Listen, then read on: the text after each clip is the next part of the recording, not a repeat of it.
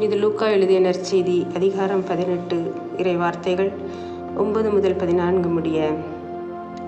கடவுளை பாவியாகி என் மீது இறங்கியிருளும் என்று இன்றைய நற்செய்தியில் வரும் வரி தண்டுபவரைப் போல் அறிக்கையிடுகின்ற அனைவரையும் கடவுள் அவருக்கு உகந்த குழந்தைகளாக ஏற்றுக்கொள்வார். கடவுளுக்கு முன் நாம் எப்படி நடந்து கொள்ள வேண்டும் என்பதற்கு நமது திருத்தந்தை பிரான்சிஸ் முன்மாதிரியாக விளங்குகின்றார். நான் ஒரு பாவி என்று நமது திருத்தந்தை ஏற்றுக்கொண்டார். அவர் தாழ்ச்சியுள்ளவராக இருந்ததனால்தான் கடவுள் அவரை உயர்த்தியுள்ளார். இந்த தவக்காலத்தில் தற்பெருமையை விட்டுவிட்டு தாழ்ச்சியுள்ள பக்கம் நமது மனதை திருப்புவோம். நடுத்தீர்வை நாளில் இயேசு நம்மிடம் நமது இனத்தை பற்றியோ செல்வத்தை பற்றியோ அந்தஸ்தை பற்றியோ விசாரிக்க மாட்டார். மாறாக எளியோருக்கு உதவி செய்தோமா என்பதை அறிந்து நம் செயல்களுக்கேற்றபடி நம்மை தீர்வையிடுவார். 1 சாமுவேல் அதிகாரம் 1 இறை வசனம் 9.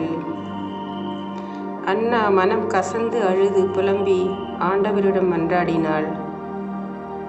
படைகளின் ஆண்டவரே, நீர் உம் அடியாளாகிய என் துயரத்தை கண்ணோக்கி என்னை மறவாமல் நினைவு கூர்ந்து எனக்கு ஒரு குழந்தையை தருவீரானால் அவனை வாழ்நாள் முழுவதும் ஆண்டவராகி உமக்கு ஒப்பு கொடுக்கிறேன் என்று தன்னை தாழ்த்தி இறைவனிடம் சரணடைந்தாள். ஆண்டவரும் அவரை நினைவு கூர்ந்தார். உரிய காலத்தில் அன்னா கருவுற்று ஒரு மகனை பெற்றெடுத்தார். மனத்தாழ்ச்சி என்பது கிறிஸ்தவ விசுவாசத்தின் ஓர் சிகரம். இன்று அநேகரிடம் மனத்தாழ்ச்சி இல்லை என்பது வேதனைக்குரிய ஒன்று. மனத்தாழ்ச்சியை பற்றி சில விவிலிய குறிப்புகள்.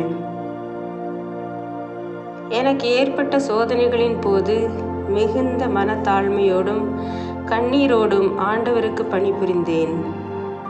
திருத்தூதர் பணிகள் அதிகாரம் 20 இறைவசனம் 19. நான் கனிவும் மனத்தாழ்மையும் உடையவன். மத்தேயு 11 அதிகாரம் இறைவசனம் 29. மனத்தாழ்மையை தேடுங்கள். செப்பனியா அதிகாரம் 2 இறைவசனம் 3. உன் கடவுளுக்கு முன்பாக தாழ்ச்சியோடு நடந்து கொள்வதை தவிர வேறு எதை ஆண்டவர் உன்னிடம் எதிர்பார்க்கிறார்? மீகா அதிகாரம் 6 இறைவசனம் 8. புனித சூசியப்பர் தனது பெருமையை பாராட்டாமல் தான் பிறந்த ஏழ்மை நிலையிலேயே சந்தோஷமடைந்தார். அப்படியே நாமும் தாழ்ச்சியுடன் நமது ஜாதி மத செல்வ உயர்வுகளை பாராட்டாமல் பிறரிடம் அன்புடன் நடந்து கொள்ள வேண்டும். நம்முடைய நிலைக்கு தக்கவாறு நாம் புண்ணிய வழியில் நடக்க வேண்டும். நன்மை என்ற நற்செயல் யாரிடமிருந்து வந்தாலும் நாம் அதை மனத்தாழ்ச்சியோடு ஏற்றுக்கொள்ளும் போது ஆண்டவராகிய கடவுள் அதற்கான பலனை இரட்டிப்பாக தருவார். மேற்கோள் காட்டியுள்ள இறை வார்த்தையை படித்து மனத்தாழ்ச்சி என்னும் நற்பண்பை நம் வாழ்வாக்குவோம். ஆமீன்.